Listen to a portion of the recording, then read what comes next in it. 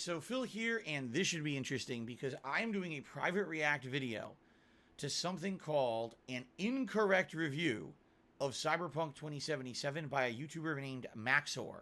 I don't know who this person is. I've never seen a single video from them before. I have no idea what I'm about to watch, but it was requested that I react to this. I'm assuming the reason it says it's an incorrect review is because it's for comedic purposes. As you all know, I was a very vocal critic of Cyberpunk 2077 when it came out. I was hoping it was going to be good, and it came out and it's one of the most buggy, uninspired, overhyped games I've ever played in my life. Really didn't enjoy it that much, and I haven't played it since my first playthrough. I have no plans to ever go back to it. So, let's see what Maxor has to say about Cyberpunk 2077. Here we go. Oh, yeah. I just love the random images. You know that has nothing to do with it. Oh, yes, Family Guy. 2077 is the long-awaited sequel to Fallout 2076. Yes, it is. The product represents the entire economic output of the country of Poland. In this game, you play as the cyberpunk Keanu Reeves' biggest fan, who creates a tulpa of Keanu Reeves that haunts him for the duration of the game. Now a team, the true and shadow Keanu strive to eke out a living in the dangerous yet rewarding Night City, offering the very best in Californian living conditions.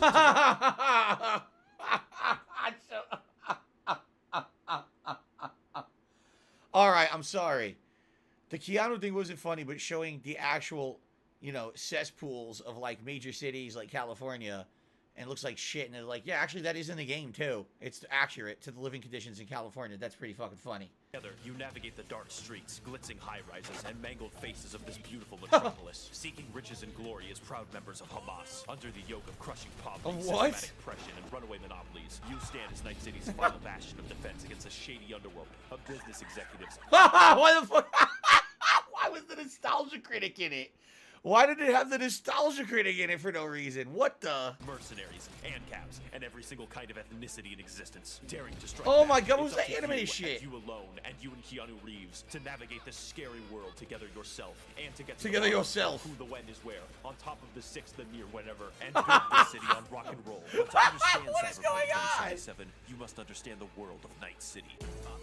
Oh my god, dude, this is like insane attack on your senses. You know what I'm saying? Like, in 1 minute, we were 1 minute into this video. This just hits you with like 20 or 30 jokes. References that have nothing to do with the game, and that's the point. It's an incorrect review. It's pretty well done, but my god. This video is going to be 11 minutes long. You could probably spend hours analyzing it, looking at every little reference. He had a reference in there of an anime thing. I don't know what that was. Was that the I don't know. I'm who knows, right? Fucking, why is the nostalgia critic in it for no reason? All right, here we go. Night City is a dangerous place where the internet no longer exists due to nuclear viruses, forcing people to stand up and socialize for entertainment. This has far-reaching consequences on society. And no, I like what he's basically saying. He's saying, isn't it weird that if we were in a futuristic society where everything was digital, where like you could make a cybernetic body, but then when you play the game, everyone's literally at like nightclubs and bars and you know, let's be honest, like the brothels and shit. It's like, why? Wouldn't you just be on the internet all day? If everything was digital and all pleasure was digital, which is the plot of the game, everything's digital, you jacked in or whatever. Why the fuck would you be doing everything offline in person? It doesn't even make sense. The whole plot of Cyberpunk makes no fucking sense. Let's continue. Result in a decadent morass where the poor are forced to rob you for fun. Crime is at an all-time high. Advertisements are in the water, and on top of that, oh my god, with the equivalent speed of a fucking xenomorph. As a result, the city is populated by a series of stereotypical gangs that you can't join or have quests with. Come on, guys. Stereotypical gangs you cannot join or have any quests with. I love it. Todd got this right. Stop showing him. Stop showing the fucking what's his name. Oh my god, stop showing the head of Bethesda. This is hilarious. And just believe his little lies, right? Todd Howard. His sweet little eyes. Broskies who could break my bitch of a back without busting a fucking breath. Maelstormers who are Adeptus Mechanicus. Moxes who are ethical cock destroyers who suited up prostitutes in charge of worker co-op strip clubs. The Voodoo Boys who are pissed off radical Haitian separatists dedicated to the destruction of the white man. Tiger Claws who are the fuck? Yakuza. Valentinos, a generic Hispanic. The Valentinos, what is going on? This is great. Valentino is like a show Speedy Gonzalez. What is happening? He's the most stereotypical offensive shit ever. Who, according to the wiki, have no goals other than seducing women. What? The Sixth Street Gang, who are just groypers. And finally, the Scabs, who are Slavic vaporwave enthusiasts that specialize in kidnapping and harvesting your organs. It therefore really disappoints me when I figured out that I could only interact with these gangs about 3 times each. Their primary purpose is to be repeatedly fucked with without any consequence. I am simply fucking surprised that not even a basic faction system exists. I once did a favor for a corporate agent in the main quest, and the far-reaching consequences of my decision was that I had sex with her. That's it. Speaking of corporations, Night City... What's hilarious is you don't even do that with the other choice, because I chose the one that doesn't happen. And literally, that's the problem with Cyberpunk, is they promise this big immersive world where everything you do matters, and you'll have all these interactions with different... None of it, it's all bullshit. It's literally all bullshit.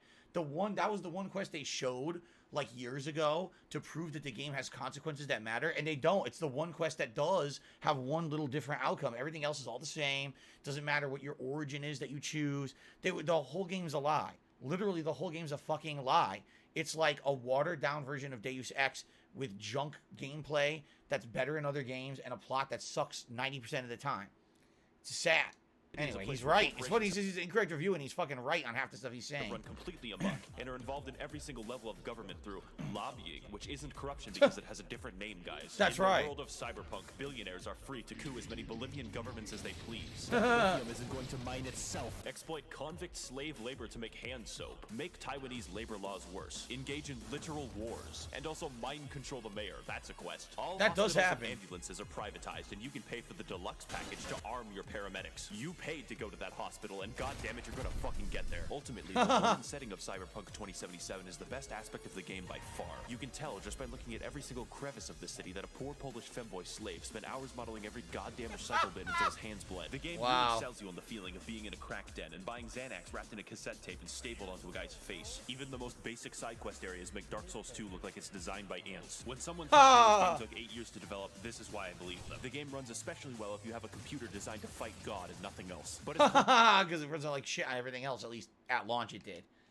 Oops. Controversial as this game's performance is, it can be universally agreed that the music fucking slaps. This game is jam-packed with the most goddamn amazing copyright-free music I have ever seen. I didn't really like it that much. Realistic, as if it is the music of the exist in the Cyberpunk world. You got the classic metal, rock, reggae, and Grimes. Grimes is in this fucking game. This is the closest I will ever get to reaching Elon and telling him to stop killing people for lithium. I can only imagine a dude in CDPR HQ talking to a suit like, "Sir, it is imperative to the success of the game that you allow me to create dank reggae music." But now that you're aware of the world of Hyperfuck 2077, it's time to get into the combat.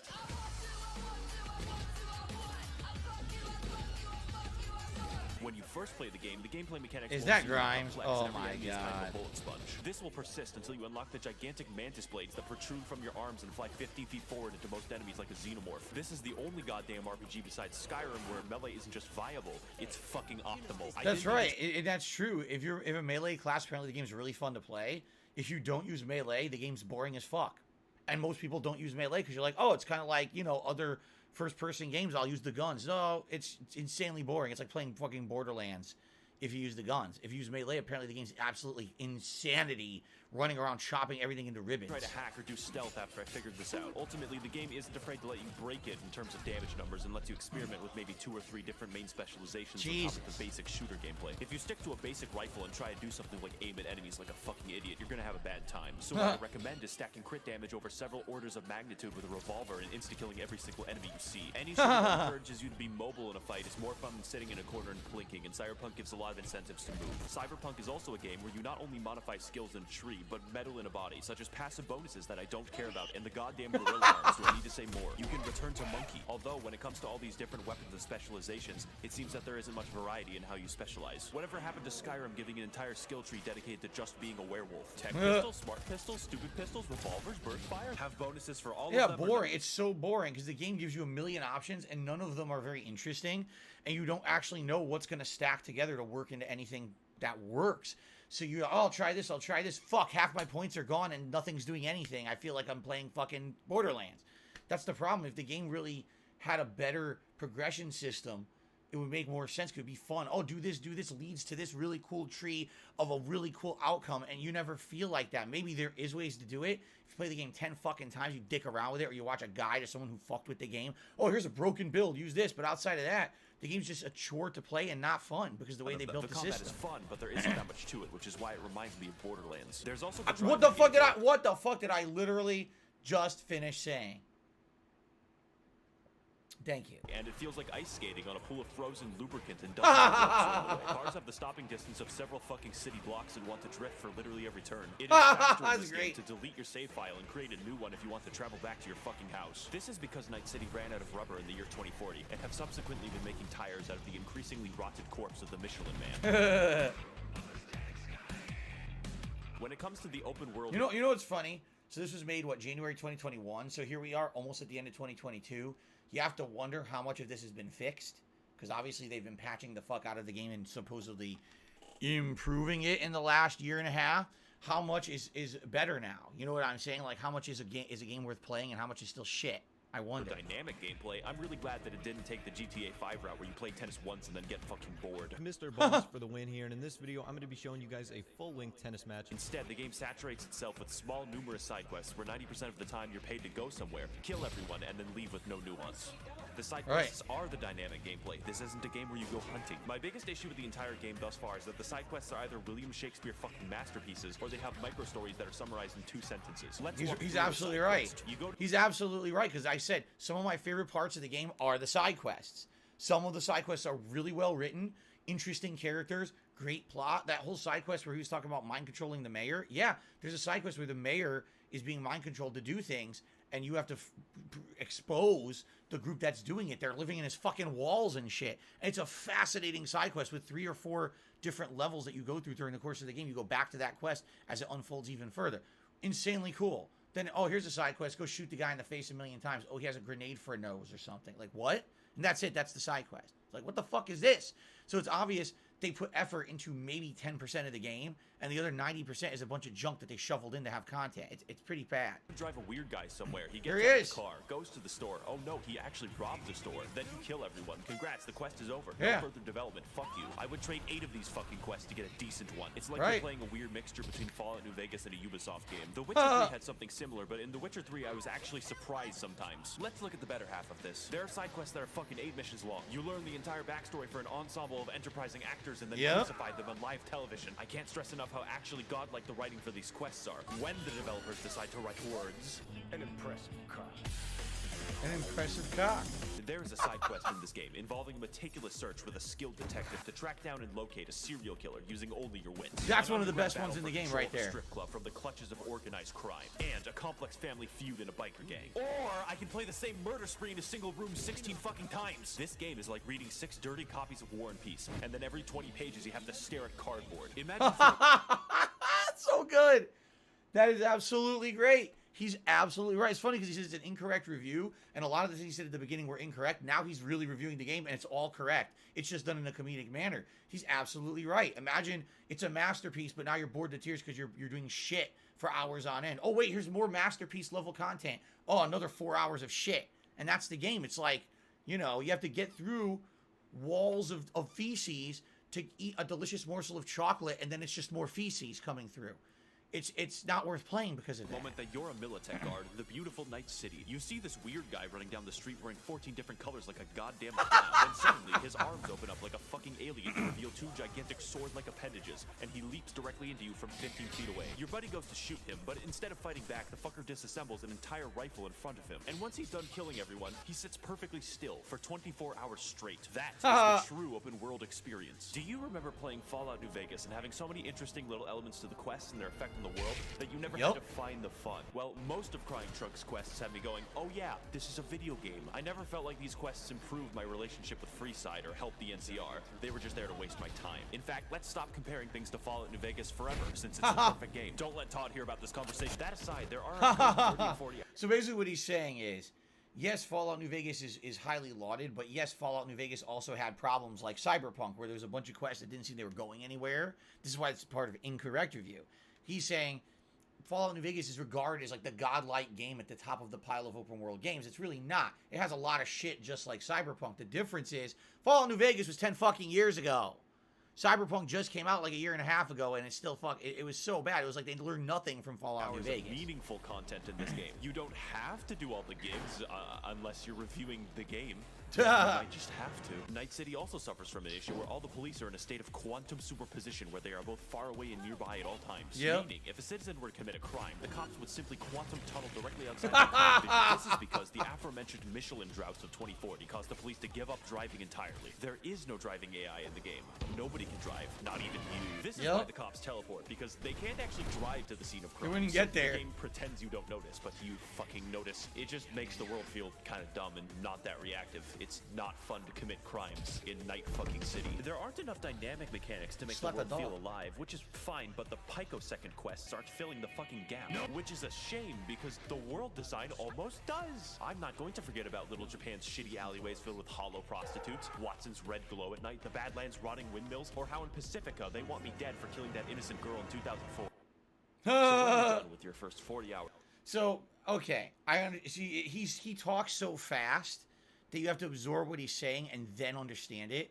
So basically what he's saying is the world is good. He likes the world. He hates the rest. He hates that it's unfinished, it's unpolished. There's only really one fun way to play it, melee, because the gunplay is terrible and generic like Borderlands. The quests are awful 90% of the time, but the world is nice. He's like, if only there was other things to match how good the world was, which seems like the vast majority of where the game development went, designing the world, but then the world wasn't populated with interesting shit that worked. That does make sense, and that is a good review point, I would say. Of epic adventures, daring escapes, and thrilling car chases, the game doesn't seem to have enough to keep me playing. But let's rewind for a moment to talk about what makes those first 40 hours satisfying and fun. The main story. Spoilers for the rest of the video. I saved this part for last, in case you're a child or seeing this 10 years from now after Mekaji's world takeover. In which case, like The Witcher 3, the main quest is actually not written by guerrillas. In the years following Skyrim's release, Polish scientists were able to extract and locate the hidden element known as being fucking subtle, and are mostly able to apply it to the world of Cyberpunk 2077. The game is willing to stop and give you quiet moments with the characters, as if they're written to be like people, and not the apes that live near Ubisoft Montreal. Speaking of characters, the main quest is primarily comprised of V, the world's last schizophrenic, and Keanu Reeves, who plays as himself. And even then, he's improperly cast. Are you still rolling? It's hard to see Keanu as a super badass through his overacting voice, but that's okay because the game does everything else in its power to make sure that you think he is badass, and it works. The sections where you play as Johnny are straight up power fantasies where you use Keanu's dashing looks to invoke the mythical female orgasm. The story of Fiber Junk is one where the true and shadow Keanu begin in opposition, but through a slow web of corporate entanglement, gang warfare, and strip club participation, learn to love one another and grow as people, except only Johnny grows as a person. This is for the best because V can look like Peter Griffin, and God knows I want to roleplay as Peter fucking Griffin. The game also introduces villains that I love and can understand their fuck mentality. For most villains, like Placide, you don't even think of them as villains, just people acting in their own interests, like Stalin. Cyberpunk is able to effectively frame its struggles as a story of survival, of personal interest against what is truly right, which is why I can sympathize with Johnny for causing 9/11. And though I don't agree, I can totally understand Saburo's decision to melt those orphans into useful paper. That got me motivated to stop him. The mentality of these people uniquely corresponds to the wider world, one where human life means nothing, and everyone is out for themselves, just like America. What I didn't appreciate is that through the game, the main quest gives you a false sense of urgency when there is none. Peter Griffin repeatedly suffers from schizophrenic episodes that cause his eyeballs to enter screensaver mode. Every single character in existence urges you to finish the story and save your life as fast as possible. But you don't have to. It never matter until the plot decides that it matters. If you do all of the side quests, V is the equivalent of a sickly paper bag carrying a shotgun with 50 hydraulic toasters attached. One of those toasters used to be a rock star before a geriatric Japanese man ate his soul. The game insists that you're weak and dying when in reality you've killed thousands of people at the hospital window, and it's jarring. Lastly, people are mad online that you can't continue after the main quest because they are wombats. And if you fuckers somehow convince CDPR to patch in a post-game, I will eat a cricket on camera. Is this game worth your money? Probably. Unless you have a PS4, in which case you've already been sent to the black pit of shale from which you will never return. I'd like to thank the monetary contributions of the oil barons and media conglomerates that fund my channel and keep it operational. If you would like to contribute your blood diamond money harvested from the recesses of African child labor, you can head to my Patreon to learn more. Thank you all for watching, and of course, death to Arasaka, paid for by Miltech. Wow. Whoa, whoa, whoa. I started playing another one. So that's interesting. Here's why that's interesting. Obviously, he's doing a comedic review, but he hits real points about the game that are actually really well thought out, intelligent points, but he presents them in a very fast-paced way that you have to actually like stop and think about what he's saying to fully understand what he's saying, right? But then there's jokes too that aren't true. Like he said, you know, he was responsible for 9/11 or something. Obviously, no, but he's interjecting that for a little quip, a little joke here or there, but it's actually an intelligent review. That's pretty well done. 2.3 million views. I give a large thumbs up to that. Let me tell you what, that review had a lot more that went into it than my review of Homefront: The Revolution that got over 1 million views within like a week. So, thumbs up to this gentleman on his quality of video. I actually enjoyed that. Although, admittedly, admittedly, it's harder to follow it because there's so much coming at you that I kind of had to pause and think and talk. You know what I mean? And I'm sure I missed a ton. I'm sure I absolutely missed a ton of stuff in there, but that was good. That was entertaining. I liked that video, and I hope that you liked my reaction to it. Thanks a lot. All right, I'm back. It's been about a month since I did private react videos for patrons, so I'm pretty excited to be sitting down with a variety of stuff today. And Slayer, up first for you.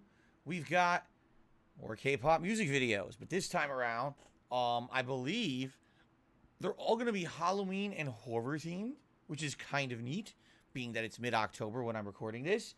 So let's jump right in. I tried to play like 10 seconds of each video previously, so when I search for these videos, they should pop up and I could see, oh, that's the one because it has the few seconds playing. A lot of these have multiple versions, as you can see, sitting here on YouTube, and to know which one is the right one, it's good to have the one that Slayer sent me early that I clicked on and watched a little bit of. So here we go. Voodoo Doll by Vix. Oh, this looks good. Oh, this is delightful. We immediately have excessive gore, the chopping up of bodies. A little different than some of the other music videos we've seen, right? Already horror, crazy. What the hell is that? A bunch of mushrooms glued to their arm? It looked like, I think they were supposed, oh, that was like a disgusting piercing. Stretching the flesh. Oh, boy. All right, here we go. Now, wait a minute. Now, wait a minute. I left my speakers on my desktop. It's a little loud. I was like, wait a minute. Why is that so loud? Hold on a second here. Let me go lower that. Now, just hold on a second.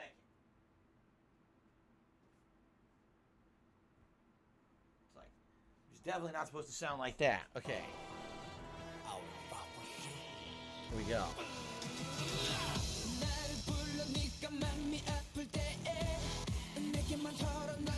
So Voodoo Doll, I guess the whole premise is that they're being controlled.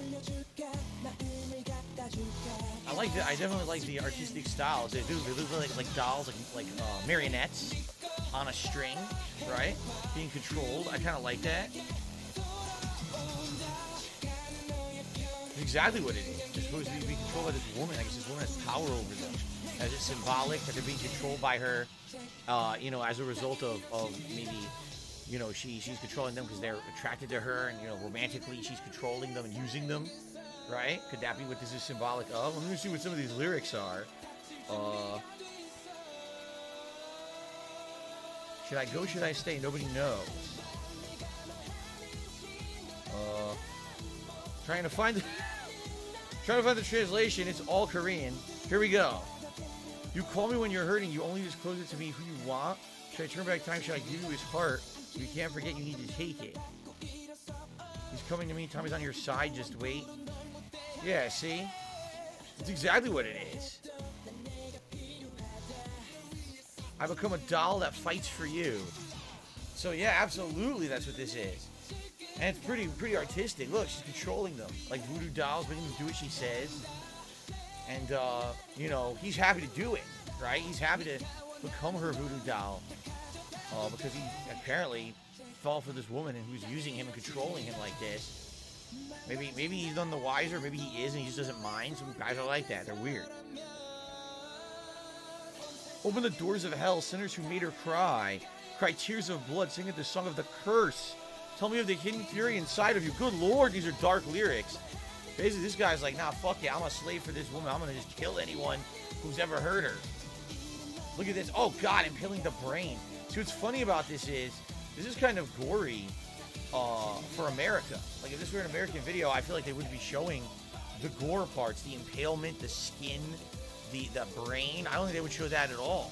I think it's too adult for America, and I wonder if there's like a ratings thing in Korea, and what this video is rated. Is it adults only? Is it rated R? Like, do they have an R rating over there? Like, what is it?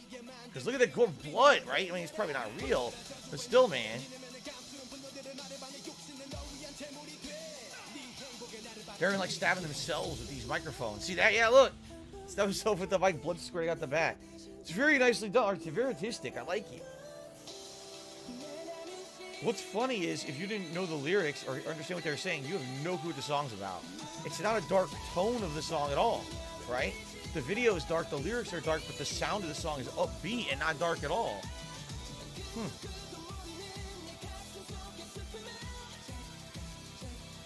I would have no clue. If I didn't see the video, I have no idea that this is supposed to be a dark song. Well, it was cool. It had a contact lens with an X on it. Very artistic. I like it. A nice floating.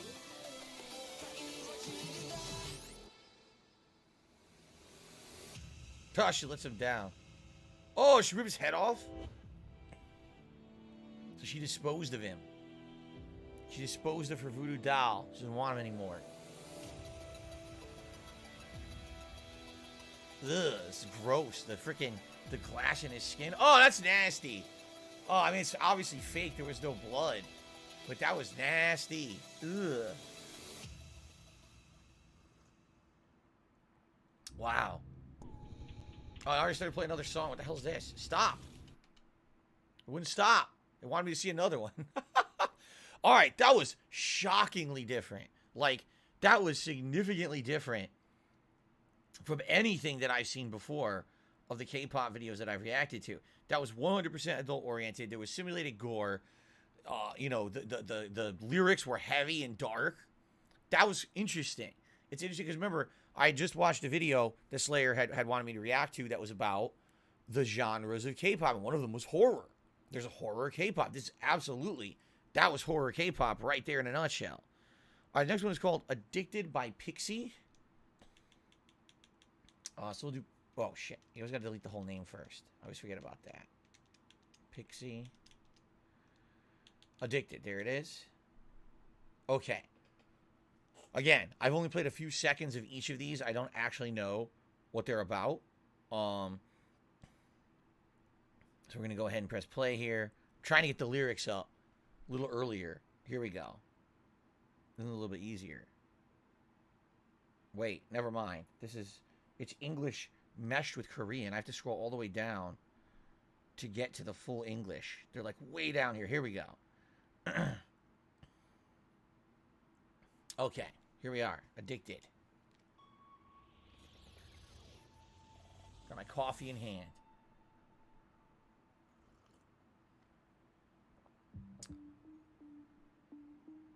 MTV. This is, I guess, Korean MTV, huh? Well, that guy's already dead. He's buried. Well, now he's a zombie.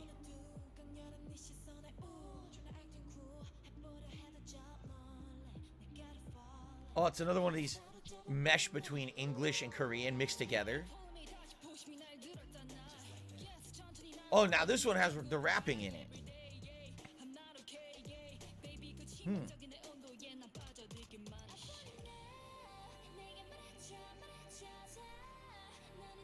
So we got one rapper, one vocalist, right? Like they're back and forth between the different styles.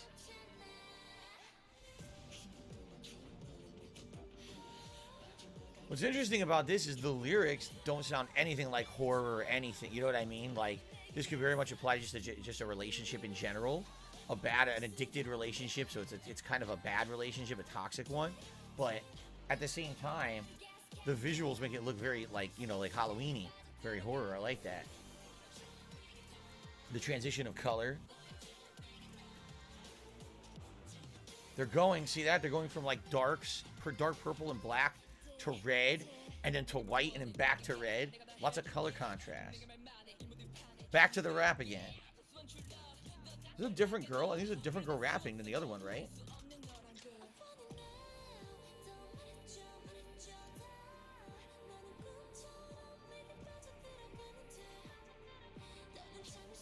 So these girls are addicted. Addicted to what? Any kind of a, relationship with someone, right? Yeah, see? The more you trap me, the more I resist, the more I get trapped. Ugh. Blood hits the eye and there's a supernova.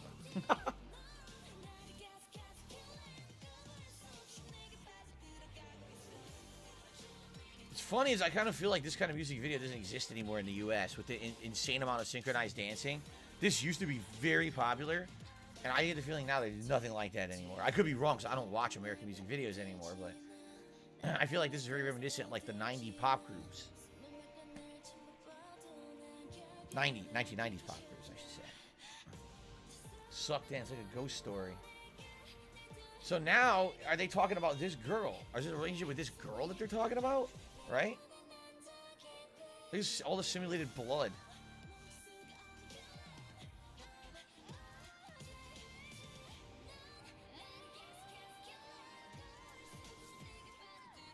Can't resist.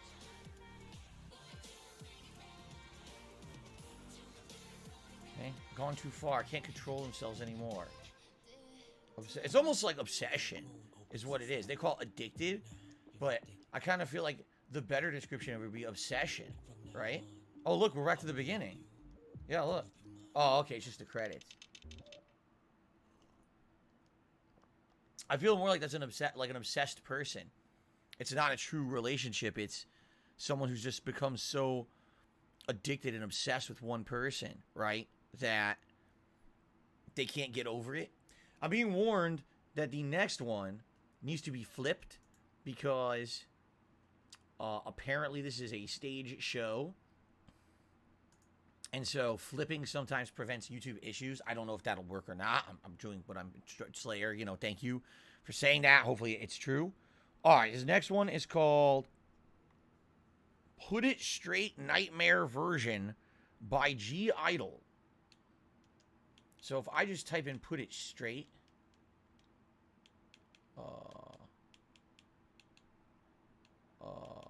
put it straight G Idol. Shit. Ah, there it is. This is supposed to be the right one because I see it has the seconds that have been played. I'm so glad I do that, or else I'd be going through 20 videos trying to find the right one. Take a look at how many versions. Look at this. Look how many friggin' versions of just this song. Good Lord. Put It Straight regular, nightmare version, stage version, music video version. Oh, good Lord. All right, let's do it.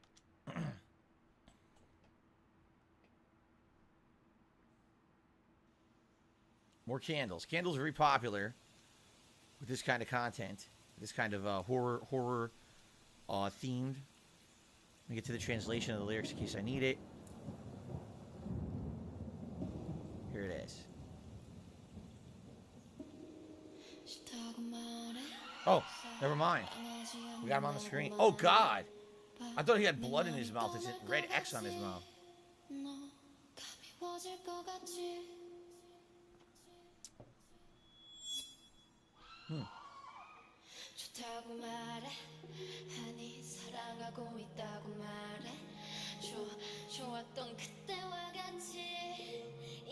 Well, obviously, again, someone who's in love with someone wants them to love her. Obviously, it's not happening. She's all distressed over it. Yeah,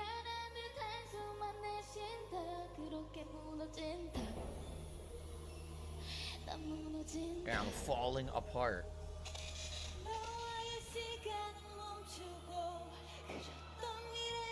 A lot of these are similar themes, like unreturned love, right? Someone who's a one-sided attraction, a one-sided obsession. This one honestly doesn't give me much of a horror vibe. It just seems more artistic. I guess the colors, representative of blood. A lot of waves crashing. That's kind of neat.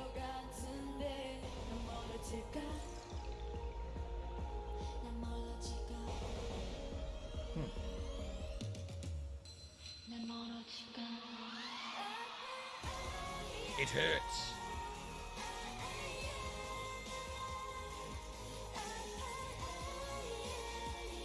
Yeah, you know, what do they call it? Unrequited love, unreturned love. There's a word for it, but to love one way and not have someone feel that same way back to you can be insanely painful.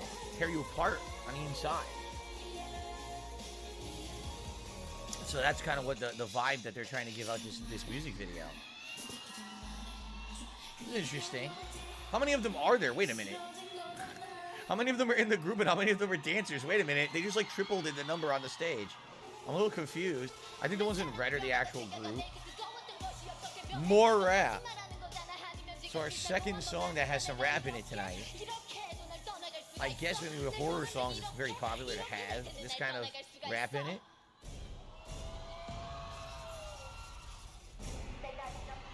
Oh god, they're contorting. Whoa, they're contortionists. Good lord. That's disturbing. Oh god, man. They're popping their arms in and out of it. Oh my god. Yikes.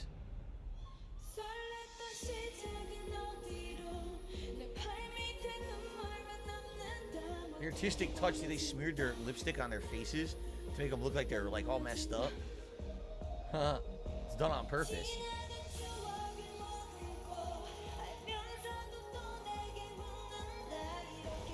Yeah, see, is this how it ends? Are we done now? So maybe they were at one point romantically involved, but not anymore, right? Huh. This is such a spectacle. You know what I mean? Like this is the equivalent of like a Broadway stage show with what they do with these songs now. How elaborate they are over there. Like I would see something like this on a talent show in the United States, but I don't think this would be like a normal show here.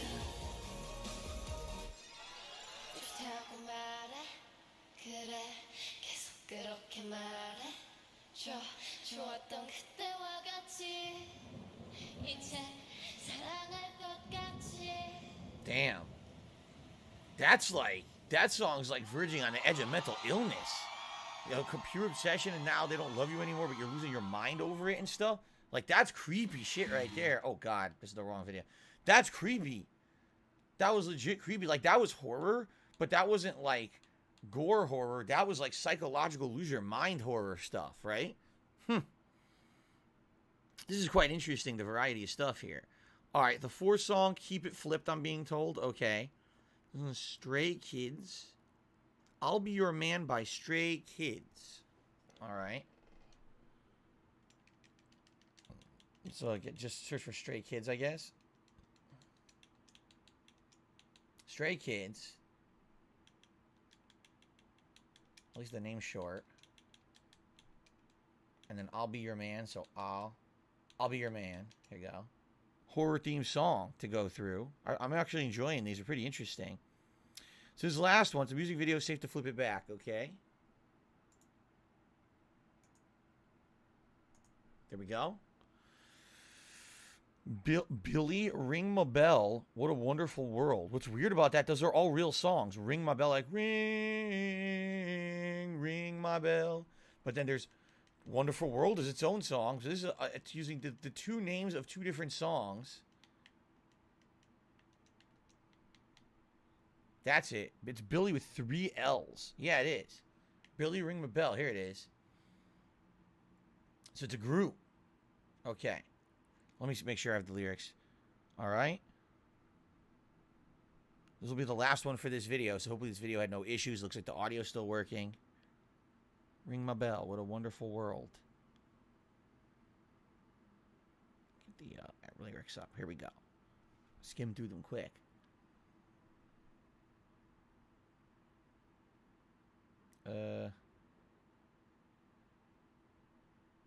I'm reading the lyrics and I have no idea what this song is about.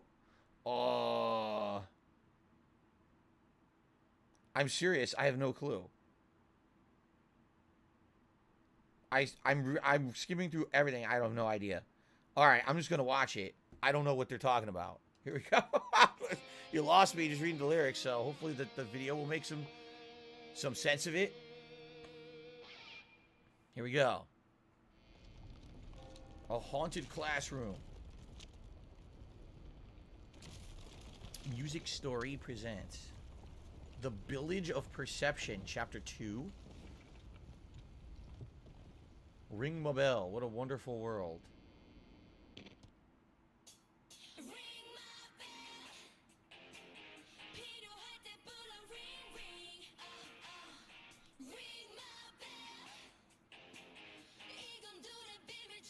Maybe it's not actually supposed to be about anything.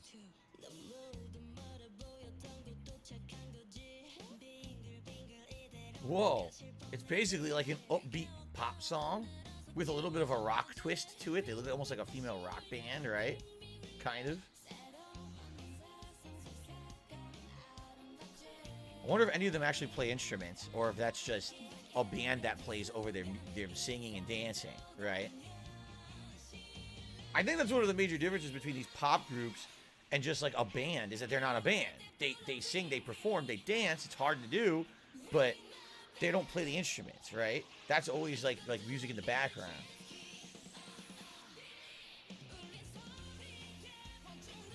So synchronized dancing, a lot of flashing lights. It reminds me of like a rock stage show is what it reminds me of. I think that's what they're going for. I like the rock music, the guitar going I like that music. The lyrics mean absolutely nothing. Just to give you some idea, at the ringing round, when I open my eyes wide, the second chance, ring my bell. There's more thrilling. This will be popped out. Otherwise, reset everything. What does that mean? It basically doesn't mean it. More rap. The fourth song in a row with rap. So they almost all. Only the first one didn't have rap out of these. Listen, this time is ticking. We need to get over it. Lightly flipping. Find me. Choose me by myself. What a wonderful world. Ring, ring, ring my bell. I believe in me. Huh? It's kind of fluff. It doesn't really have meaning. Probably sounds nice if you understand the words, but you know. Trust me, there's plenty of pop music in the U.S. that has absolutely no freaking real meaning either. So I'm not criticizing. I'm just saying the others had like deeper meaning. This one does not. If anything, it's not a deep romantic lament like a lot of the other songs that we just heard.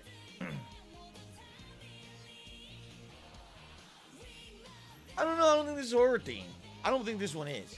The other ones, maybe. This one, this is a stretch. It's more upbeat, maybe a little weird, a little odd to make them stand out as a group. I don't think this is necessarily horror. Look, she played the guitar, and the music blows up the speaker. That's like freaking Marty McFly and Back to the Future.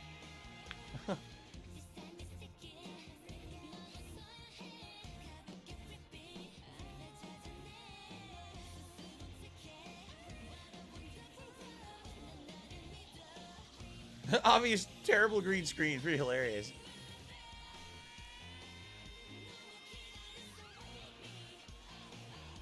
Yes, we can fly. We're all superheroes.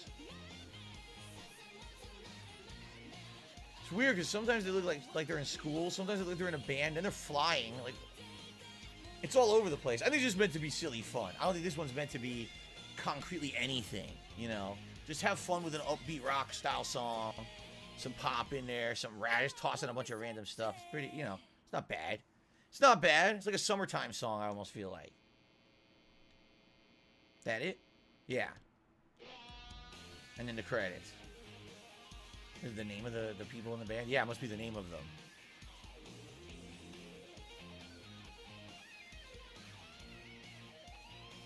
them. Why does someone have a really weird name? Like, ham sandwich or something. Portobello mushroom. The Thing. They named it The Thing. The cat's name was November. The November Band. So there you go. They don't play the instruments. There's a band called the November Band that plays their music. Interesting. All right, so that was pretty good. I like that they were all kind of horror themed. The last one not so much, but I did enjoy that. Good variety for sure. So I'm happy about that, and I certainly hope that you guys enjoyed my reactions to it. So pretty neat, and awesome. You know, happy Halloween to everyone who's watching this. I know if you've been watching me react to videos all year, you know, funny that we've done it for so many months and we got all the way to Halloween. Pretty neat, right? Pretty cool. I like that. Again, that's the horror-themed K-pop stuff. Pretty entertaining. Good stuff. Excellent. Thanks for watching. And, of course, Slayer, thank you for the support. Reaction videos for the month. the second Slayer, the second video from Slayer this month. Thank you, Slayer, for your contribution and the support as always. Is going to be 2 videos. He picked 3, but this first one is 15 minutes long. The second one was 17 minutes long, and the third one was 10 minutes long. And he basically said like pick any 2. The thing is, this is going to be 50 videos really fast. I might want to pause and talk about a few of them. I don't know. But for the sake of trying to fit this into, say, like a 20, 25-minute video, I think we're probably going to do the first and third and probably save that other one for a future date. So this first one, 50 spooky K-pop music videos to get you in the mood, you know, for the season. It's kind of neat. We did something like this a month or 2 ago with summer videos. So this is going to be spooky. Look at this. Wolf Baby. Oh my god, totally like a, you know, Werewolf Halloween high school kind of a deal, right? I like how it's the grainy. This one we just saw. I just saw this in a video that Slayer had recommended for me to watch. It was Voodoo Doll. We already saw this one. These guys are being controlled by a woman, and they kind of like it. They like being controlled by this woman and doing, you know, what they tell her to do, defending her honor, like her voodoo doll. Married to the music. Wow. This looks like this kind of looks like a, yeah, look. What the frick? What's with his neck glowing? What the that's just funny. They could have set off like kicking it around like a ball, like a soccer ball. He's singing. That head was singing. The Black Cat Muro from A Tease. The dancing in this one's pretty cool. Wonder how many of these will be in a graveyard. This is the second one already, right? La la la la la. Got a coffin. Black or white cross jeans would be vampires, right? Vampire. Are they all asleep? Are anyone gonna get up and sing? Or I guess this is the whole video. Everyone's just dead. That guy died in a car accident. Yeah, look, no one's moving or singing. They're all dead. What a video. Dreamcatcher Chase Me. Is this supposed to be a haunted house? It looks like it, right? Like a haunted style home here. This is a very fast-paced song. Let's chase me. Da da da da da da da da da. That's one of the fastest-paced songs I've heard in K-pop. Very, very tag. Oh, this guy's chased by a ghost. Yeah, look. You saw the picture? Yeah, he's going to take a picture and it focused on a second subject near him that was invisible. There's be a ghost next to him. Gain Paradise Lost.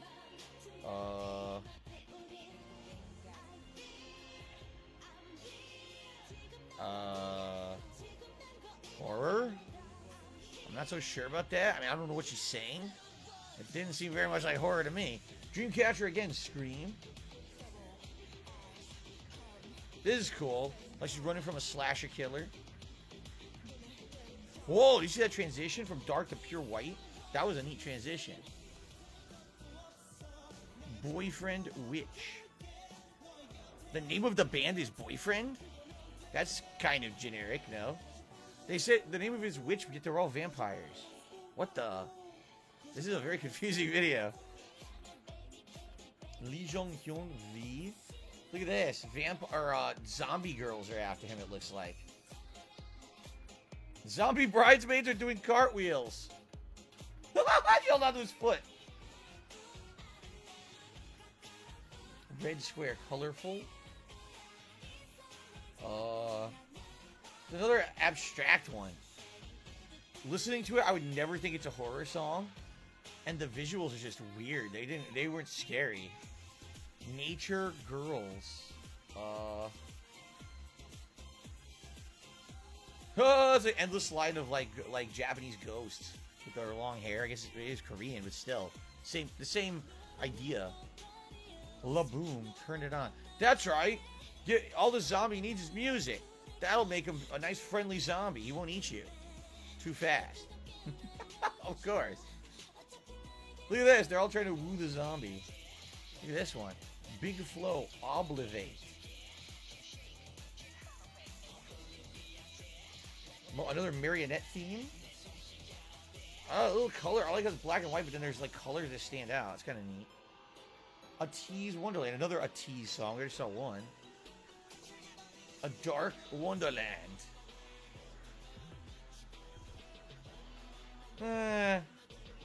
Another one's a little bit of a stretch to be a horror song. Pig Fantasy Poison. Kiss the Skeleton. There you go. Give him a nice smooch. Been waiting a long time. And everything literally decayed off of him while he was waiting. Vix, another Vix song. Hides. This is a different song from the same group we saw earlier. That was the Marionettes, or the Voodoo Dolls, right? Hide. What the heck? He turned into like an angel of evil? That was weird. And Hypin, Drunk Dazed. I don't know if being drunk dazed is horror. It's definitely not a pleasant experience if you're hungover badly enough. But I don't know if it's really like a horror scenario. That was fast too. They just spun right through that. Sunny Hill Prey. What in the holy hell are we looking at here? What was that? What in the shit is going on here? Like a deformed dude getting blood taken out of his brain. What the fuck? Pentagon, Dr. Bebe. Some of these are really fucking funny and weird. Dr. Bebe. Dr. Bebe's Kids. You ever see the movie Bebe's Kids? That has nothing to do with this, but first thing that went into my mind. Stray Kids again, Up All Night. Second song from them. So some of these groups are pretty good at doing horror stuff, right? They have multiple songs of it. I wonder if they would do like total albums of just horror music, right? Interesting. Girls' Generation, Run Devil Run.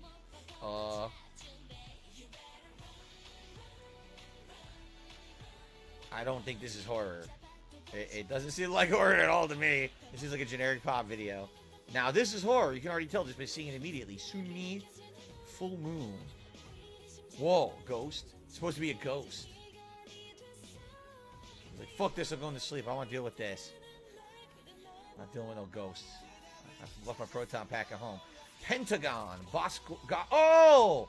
We've already heard this song, but we saw the stage show of it. We didn't see the music video. This is the music video of it. Interesting. Again, I don't think that's horror, though. It's more like military. Speed Zombie Party? Well, I think something called Zombie Party probably is horror. They're doing zombie dances. That's kind of neat. This doesn't sound anything like the other ones, right? What the hell? I prefer songs I can pronounce the title. Well, it's definitely horror. I just don't know what the hell it says. Card, You and Me. Oh god, this reminds me of the red room from Twin Peaks, right? The violet room, the velvet room. That's what it reminds me of. Twin Peaks. Yeah, it totally reminds me of Twin Peaks. I wonder if that was supposed to be a reference to that. Beast Shadows with like Beauty and the Beast. I had to tell him he doesn't look like a beast. Studley pop star. Doesn't look much like a beast. I don't know. Oh, this looks creepy. On Yoon, Trumpet Creeper. Oh, this is scary. You can see a ghost. It sounds like a lament of a ghost. Listen to it. Oh, Jesus. That's actually a good one. I like that one. That's scary. Onius Thriller. Thriller? They covered Michael Jackson's Thriller as a rock song. Listen. Yeah. That's pretty cool, actually. I'd like to hear that real song, the full song. Exo Mama. I like that. They covered Thriller. That's kind of cool. Wow, this sounds epic as shit. Dreamcatcher again. Good night. Third Dreamcatcher song, right? Nice fast pace. See, some of these are more horror. Like, this is kind of maybe a hybrid. There's nothing scary here. Maybe a little supernatural. Red Velvet again. RBB, Really Bad Boy. Yeah, I'd say that the werewolf is probably a pretty bad boy. Hollywood, it says in the background. That's great. Obviously a dance set. Hollywood. Whoa, Demon Bear. Dong Kiz. Blockbuster. They actually have proton packs, and they're dressed like Ghostbusters for half of it. All right, that was. This is cool. That's a total homage to Ghostbusters. I like that one. Golden Child, burn it. Zombies. The zombies are coming. Damn, he's all cut open. Yuck. The zombies bit him. That means he's gonna turn. Might as well just throw him as way to stop him, slow him down.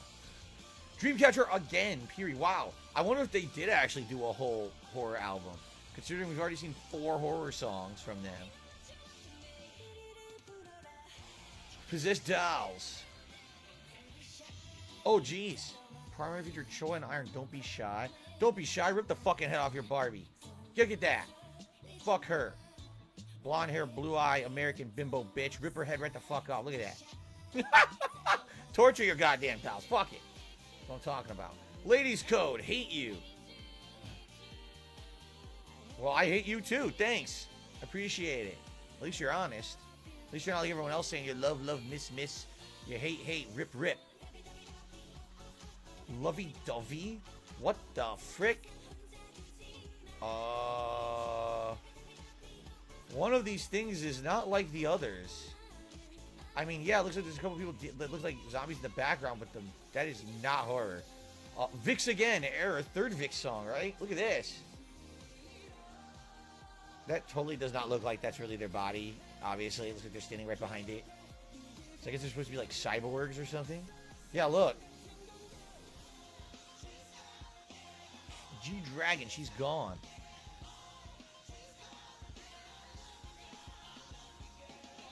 So this is just, it sounds like a rock song, but it's just dealing with the death of the girl. She's gone, no. Hang Daniel, Paranoia. Whoa! Oh! A slasher killer impaling on the bed, stab right in the heart. No, they fought back. They stopped it. Pixie Wings. There's another Pixie song. This is what, second or third one, right? Looks like they're dancing in blood. Oh, it's obviously water. They have to light and make it look like blood. Oh, a scream. A blood-curdling scream. Onius, to be or not to be? To be or not to be? Not to be. Sorry, Last Action Hero, I think. Anyway. Dancing. Dancing, and that was it. Just dancing. Is this a pizza delivery guy? Peekaboo? Red Velvet again. Another song from them, Peekaboo. They're stalking the pizza delivery guy. Who wants a pizza? Pizza, pizza. Motherfucker, we're not paying. Give us pizza, pizza, or we're gonna rip off your head. The true horror.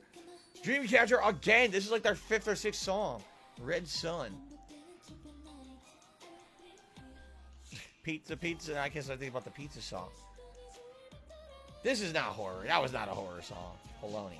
BTOB Thriller. So this is not a remake of Michael Jackson's Thriller. This is a completely new song. Same theme of a graveyard, though. Dancing in the Graveyard. Another haunted house. It looks like Infinite Bad. How many of them use names of Michael Jackson's songs? Bad, Thriller, Heal the World, or Black and White. Actually, there was one that was black and white, wasn't there? I think there was. What's this? Block B Basters. 0 for conduct. I have no fucking clue what we're looking at right now. What is this? What the this is just chaos. What is this now? Get Down. Boys Republic Get Down. This is like another military one, or you know, like rebels or fighters, or I don't know. This doesn't look like horror to me.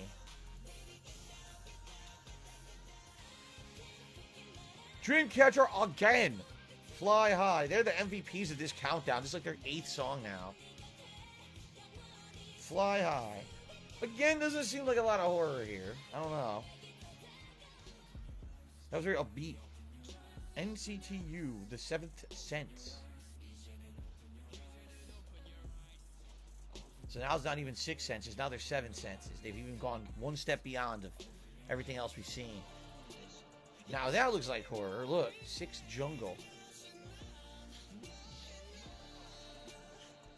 Alright. This is pretty neat. Nice visuals. The music's okay. The visuals are interesting. IU, Lost Child. What the fuck? What is going on in some of these videos? Horror. Oh, that's it? Alright. And this is Eternally Tomorrow X Together. I think we listened to them before. Tomorrow X Together? That sounds familiar. Oh, only $5 per month. Oh, man, I gotta toss mine in here. They don't want to know what I'm gonna put in there. Here we go. That was pretty good. Play With Me, Cross Gene. This is the end of it now. Yep. That is not horror, by the way. That was pretty good. That was a pretty good variety. I like that. I like these variety countdowns because you get to see a lot in a short period of time. So I think one of the actual groups in there is called IU, and one of the things is evolution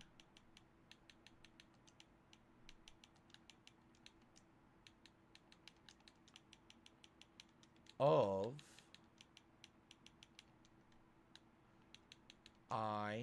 IU. Evolution of IU. This is it. The evolution of IU, 2008 to 2021. So basically following a group, right? Or is it one person? Actually, let me read this. So, it's good if you can react to choreography. Oh, the choreography. Their other video was a 17-minute long video. Already, I knew it. We're already almost 17 minutes into this video. It would go way over if we did that. I would say save that for another month and then add it in with a shorter video.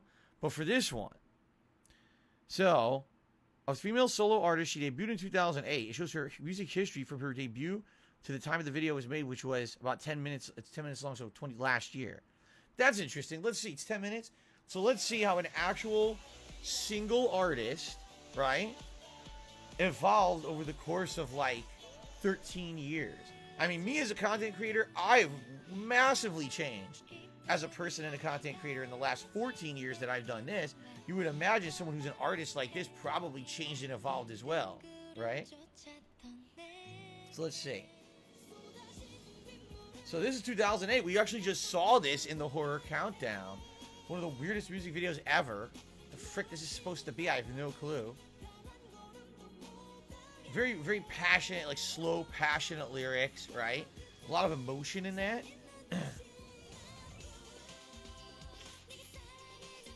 Well, very different. This seems more upbeat, right? Boo. The name is Boo.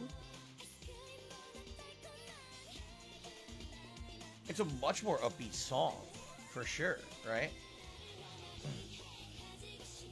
Oh my god, it's super upbeat now. This reminds me of Yakuza 5. We were playing as Haruka, and you're learning to be a pop idol. This is exactly what this looks like. Them practicing in a dance studio, trying to prepare for the show or something. Look, it's filmed like a documentary. Marshmallow. This is all very upbeat, very poppy, very, very, what do they call it? Fluff music, right? Nothing of massive substance. It's just meant to be very upbeat and positive and cutesy. Marshmallow. Nagging.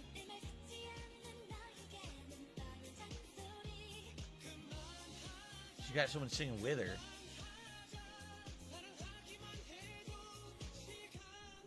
I don't know what they're saying, so it's kind of hard to figure it out. Good day. So look, already I can tell you that the theme has changed. She went from a whole year where it was like fluff and poppy and upbeat cutesy. Now, look at this. Serious romantic overtones to what the music's about, right? Yeah. Only I didn't know. Yup, see? 2011 now, jumping forward another year. These are all like lamenting, romantic. So she went from like a ballad to poppy, fluffy, cutesy music to more relationship-based emotional music. Alright, this is definitely more pop music again. But again, it's all about a relationship again, right? It's not about a marshmallow. Unless she's talking about her and the marshmallow. Which she could be, maybe. What is that, a duck? What the frick, a goose? A cute goose. What the hell was that? Last Fantasy?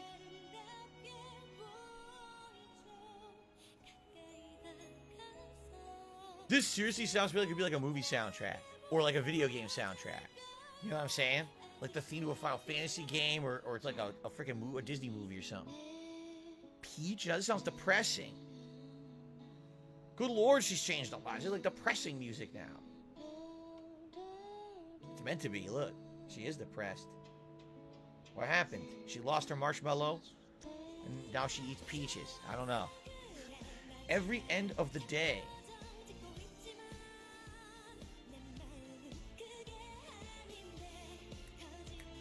This, again, it sounds like a theme song to an anime or something that I've heard before. The red shoes. Now, this seems way more silly, right? Very snazzy, classy. Reminds me of, what's her name? The mayor's theme from Super Mario Odyssey. I forgot her name.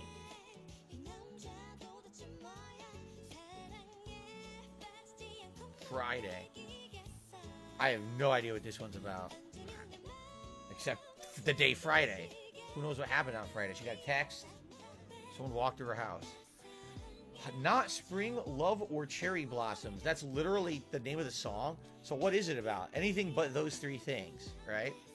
But by saying that, inadvertently just makes you think about those three things. Looks like she's with another group in this one. My Old Story. This is her, what, 6th year as an artist? This one's very serious. Her, like, power, again, like a ballad. A ballad about her sad past. Making marshmallows in the kitchen, one, hoping people would buy the music.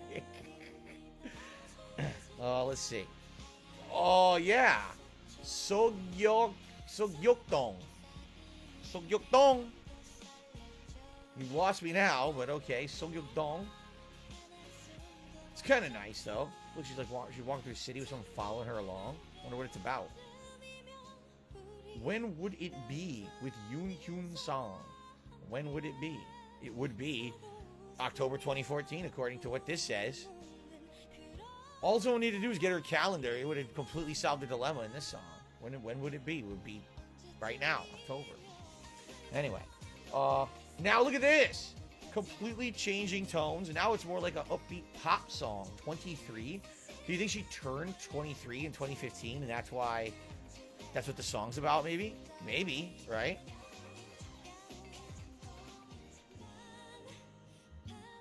Through the Night, 2017. We jumped a couple years here. What is this? She's singing to herself in a tape recorder. This is like super depressing. What the hell is this? She all by herself singing to herself? What happened? Where'd all those pop girls go? Call them back over. Paulette. So almost 10 years into the career now, right? Almost 10 years. She's no longer the upbeat pop, cutesy, fluff piece girl. Now she's singing about way more serious artistic things. Ending scene. This would be like the end of a movie, right? The ending scene of a movie, probably. See chapter 199. How does the story end? With him vanishing away, being finger snapped by Thanos.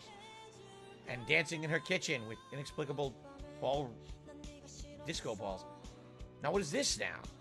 Last Night's Story. Again, dramatically different. Her tone changes like crazy. Now she's at the disco with the Men in Black or something, or the Reservoir Dogs. Soulmate. Yeah, you could tell everything got way more serious. I mean, that last one, not so much, but most of her songs here 10 years later got way, way more serious. Now she's like, I'm getting older. I need to find a soulmate. I had enough of this bullshit. And then, Bibi.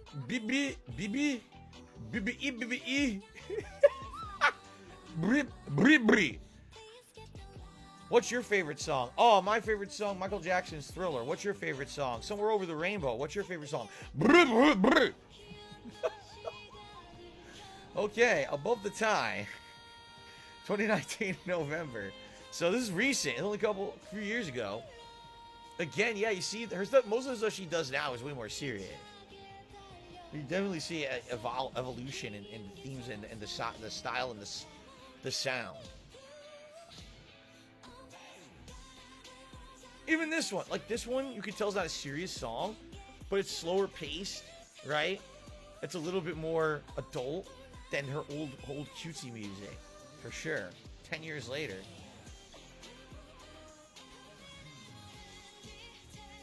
Eight what? Watch out, don't fall through that pane of glass. It'll be like a horror movie there. It's not smart to be running in place near glass plate windows like that. 8. I have no idea what this is about. Celebrity? Now, obviously, this one, we know what this is about, right? Being a celebrity and someone looking in onto the life of a celebrity. I guess she sees herself as a celebrity. I mean, she's been doing this for, what, 13 years? I could see that. Feeling like that, like things have changed. Lilac? Is it lilac or lilac? I always don't know how to pronounce that. The flower. See, once again, even though this is poppy and lighthearted and not serious, it's definitely not the cutie style of when she was younger. It's very different. What the shit? Coin. Who the hell's this guy? Oh. Where is she? A casino? Oh, it's like casino gambling. Yeah, look. Cards in the background, everything. Coin. It's good variety. I wonder if this is all the same album, and all these songs are different hits for the album. It's kind of interesting. We're going to begin to list of great things that I use achieved since her debut. She's going to success like no other. She touched millions with her music and generosity. Is that true? Thank you for IU bringing so much beauty to the world of music and acting. Let us continue to support her as she moves to a new era of her career. Huh? There you go. I don't know anything about this artist, but that certainly seemed like a good evolution. What is this? Nothing to do with it. Certainly seemed like a good evolution of the career, right? Going through definitely different generations of songs, right? Starting off the cutesy stuff, like a young kid, and then evolving more into all about relationships, but then it turns more into more serious stuff later on. That was kind of cool. All right, so as always, what I'd like to say to Slayer, thank you for supporting my channel. Thanks for supporting my Patreon. Thanks for all that support. I really appreciate that. I hope you enjoyed your multiple videos for this month. Thanks to everyone who watches these videos. I know that there's a decent amount of people who I guess really enjoy watching me react to the K-pop stuff, which I wouldn't really be doing in my own content. That was fun. That was some fun stuff. Slayer, once again, picked some good stuff to react to, and I enjoyed it. Thanks, everyone, for watching. Again, Slayer, thank you for the support. Until next time.